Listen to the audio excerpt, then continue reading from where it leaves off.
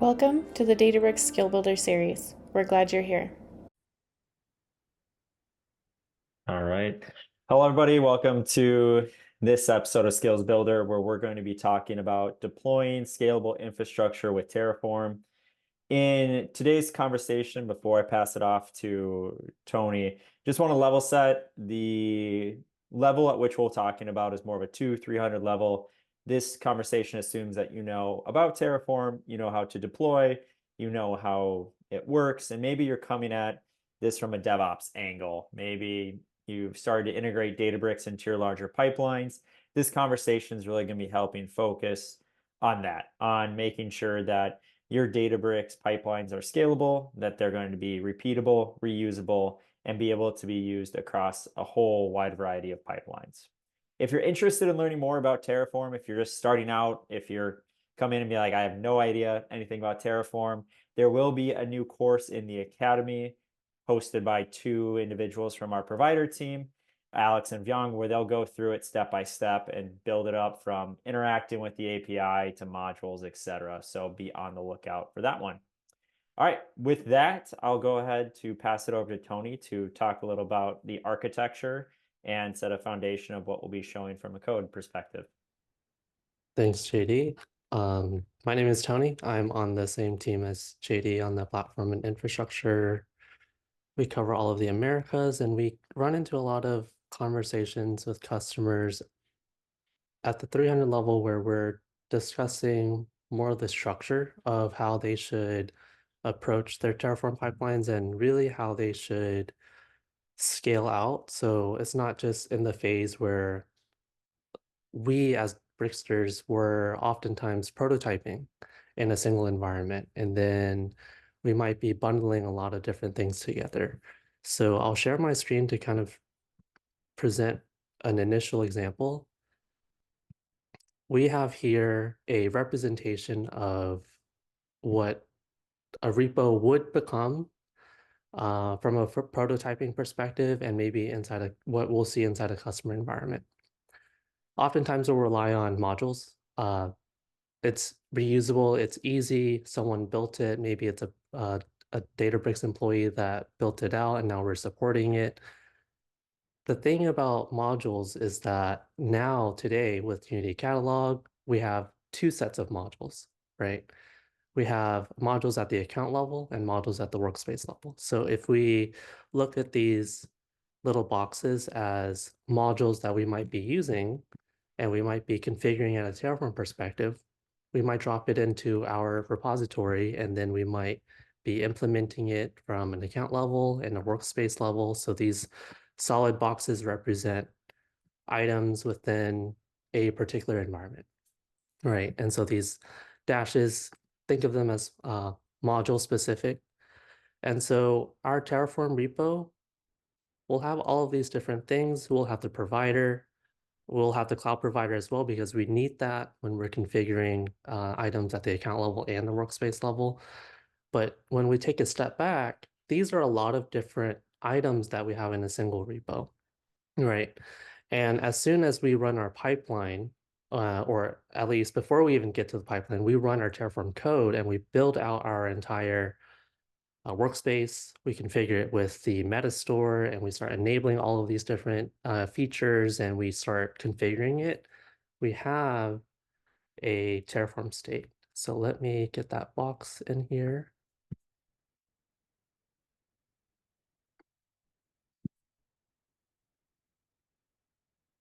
So it's gonna be a purple box. We can call that TF state. We have a TF state. So prototyping, just getting things working, helping out a customer at a 200 level, pretty standard. And we'll see a lot of customers have several repos that look like this. The issues we run into when they have an issue, so they'll come to us and say, hey, our Terraform's not working, or we added this particular module, or we added this particular line, and now everything is broken. Well, everything shouldn't be broken. The scenario that we're in now is that we have so many things to focus on within that single repo, both account level and workspace, maybe even the cloud provider context as well, and executing that single Terraform, whether it's in a pipeline or by itself, it's a bit tricky to structure or to solve, right?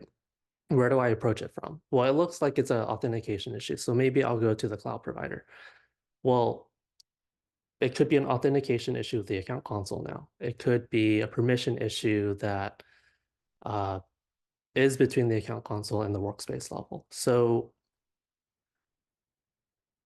maybe we help the customer solve that issue. One of the things about this is when a customer is going through the exercise of taking this structure into a more established pipeline, they might run into these issues more often. And so we want to make it so that they're able to not only solve these issues quicker, we want to make it so that when we see it, we're able to help them solve it quicker. We want to make it scalable.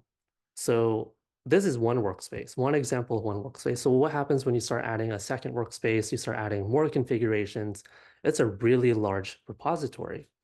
And if you need to make a change from a CI/CD perspective, it becomes a bit cumbersome, right? You have to change the entire state file. And any one thing could break the state file at this point. So we want to modularize it, right? Let's make it a little bit more organized. Let's allow this structure to be more scalable. So how do we move from a singular structure like this to something that is modular and scalable? Well, it's actually not that hard. We just structure everything within a folder, within a repository. We start isolating out the modules. We isolate out the environments. So maybe you have dev represented here, the modules represented up here. You move UC components out because it really only touches the account level items. Maybe you have some logging Terraform that's inside your repository as well. You separate that into a different folder. Now you want to add in a staging environment and a prod environment.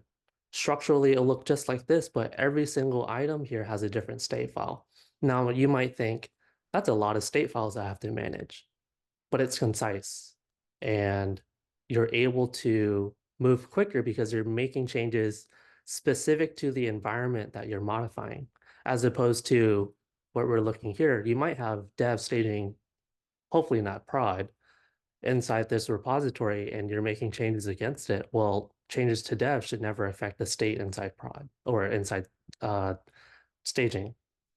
And here, if you have a separate pipeline for each one of these items, you can make UC changes simultaneously as you're making changes to dev in a separate pipeline. So this is a visual representation of what it looks like, and I'm going to hand it off to JD to demonstrate what it looks like in practice. Awesome. Thanks for level setting that, Tony. So let me go ahead and share my screen here.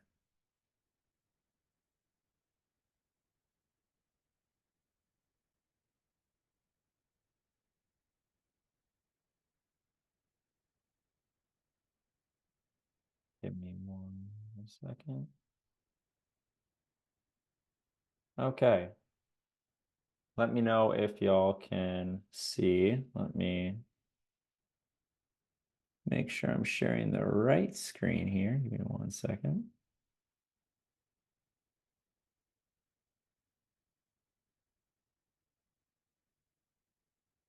Okay. Are you able to see the repo? Yes. Perfect. So thanks, Tony, for giving that background. So today we're going to be walking through what that looks like in practice. You can find all this code. It's actually as a pull request in the Databricks Terraform examples. This is a repository that's maintained and hosted by the same folks that create our provider. And all this code will be existing there. We're working to make some updates so it fits the standard. But anything I'm presenting today, you can find it right in that example itself. All right, so like Tony mentioned, let's just go ahead and see what this looks like. So if I go ahead and go into, and I'm going to go and share a different screen now.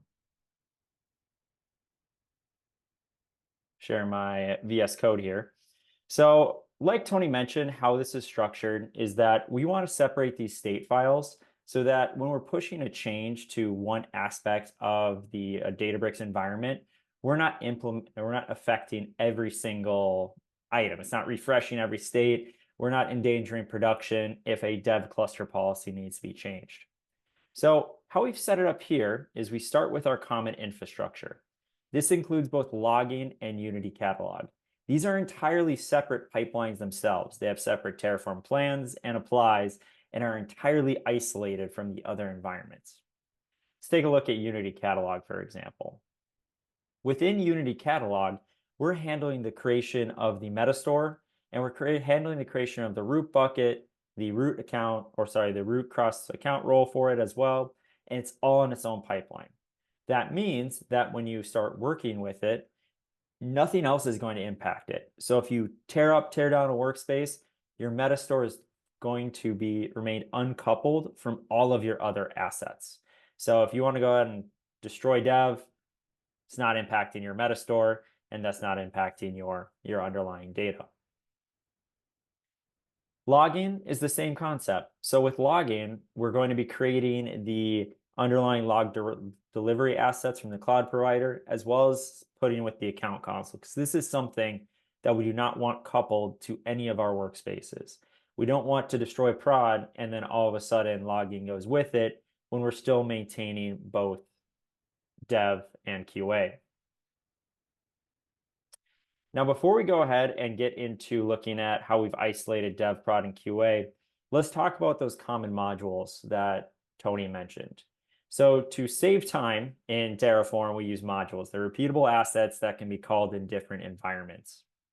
If we take a look at our account modules, we've broken it out into cloud provider credential, network, and storage. As the name states, these are only handling the creation of, for example, the cross account role, handling the creation of a network, or handling the creation of the underlying root bucket. So each of these is written once, used in multiple places down the line. So you don't want to be maintaining this code in 3 different places. Like for imagine, if you had a cross account role and you started it with maybe our default customer managed VPC policy, that's a little bit more permissive. And you're like, oh, I really want to go ahead and scope this down. And you already have 4 environments deployed. Instead of updating that in each individual spot, you go ahead and push a change directly to the module, and it will be picked up on the other environments. So it's really a way to just write it once, deploy later.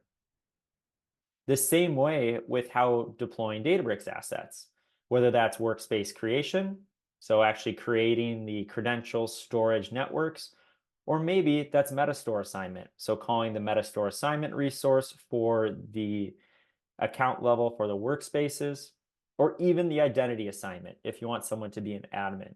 These are all features and modules that aren't connected directly to a state file. They're here, they can be mutable, they can be changed and then pushed down to the other environments, but you're writing it once.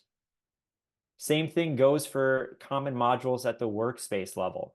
When you start looking at cluster policies, if you have a cluster policy that needs to be applied to all 3 environments, write it once and call it in the other state files themselves. So now we've gone through the common infrastructure, which are assets that are entirely isolated, modules that are going to be reused. Let's look at what this looks like in practice within one of the environments.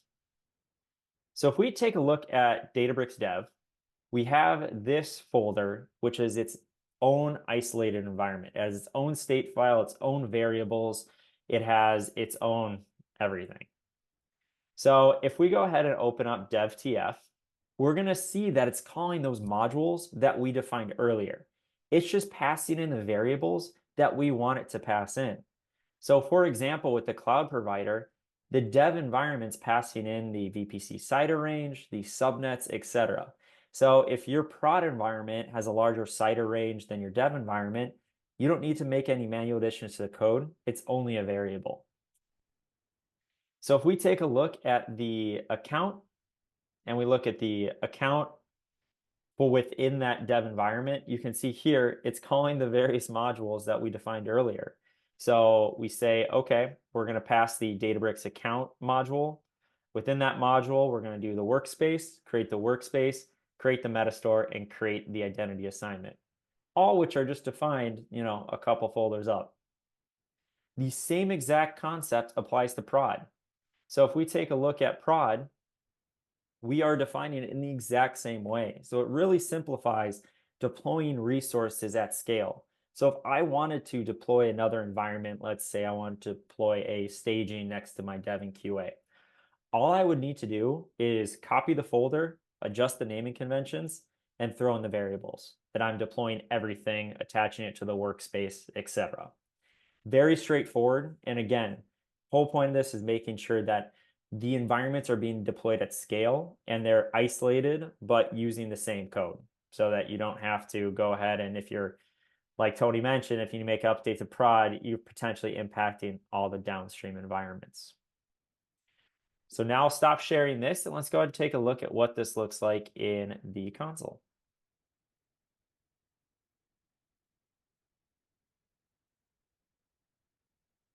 Okay.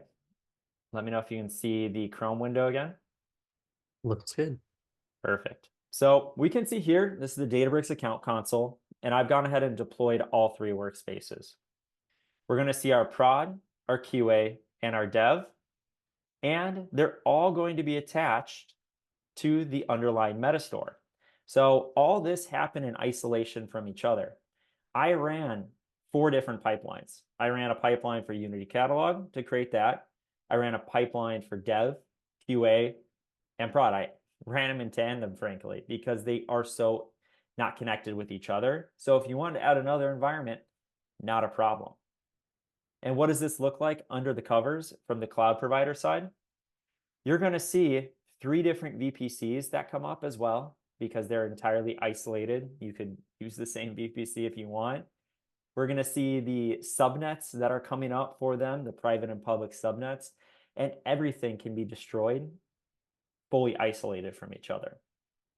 So for example, on the back end here, I'm going to run a Terraform destroy on the prod environment, and it's running, it's refreshing. And to avoid switching screens another time, I'll give you a live commentary of what's happening in a terminal here. I'm going to go ahead and click yes to destroy the assets. And we're going to see within the account console that prod is going to go away. Prod is gone, but it didn't impact the metastore at all. The metastore is going to still be here. It's still going to be working. Any prod assets will be gone, of course, but in general, we can do things like this in isolation so that it doesn't matter if you make a mistake on dev or you want to destroy it. It's not going to impact the environments, which really shows when you're thinking about structuring your Terraform repos is to make sure that if you have those 3 areas, they're not going to be impacting each other. And the last point is modularize anything that you need to. So modularize if you need to. Modularize if you need to reuse any assets, go ahead and do that. So with that, that's all I got. And I think that's all Tony and I got. Just to recap what we talked about here is that when you first start out with Databricks and Terraform, it's very easy to use one single repo. And that's great for going through and prototyping and making things all in one spot. You may just have one main.tf file where you're putting in all your resources and everything. That's great to get started with. However, when you're looking to scale, it's important that before you get too far down the line, you refactor your environments, modularize assets that are going to be called across all of your environments, and then separate into each individual pipeline of things that need to be isolated. We use dev, QA, and prod here as a baseline example, but this could be, finance, HR, analytics, etc. workspaces that are also broken out. And when you start with a repository that has this broken out, it just makes it much easier. If you need to add new workspace, you need to push a change to a cross account role like I mentioned or anything like that, because you're doing it once and deploying it down the line. So with that, I'll go ahead and stop sharing and we will call it there. We appreciate everybody coming out today. And if you're watching this on YouTube, appreciate y'all catching the YouTube recording of it. If, like I mentioned, on the Academy, there will be another Terraform session that's much longer than ours, that's more focused on the nuts and bolts of learning Terraform and deploying your first workspace. So from both me and Tony, thank y'all so much, and we'll go ahead and stop there.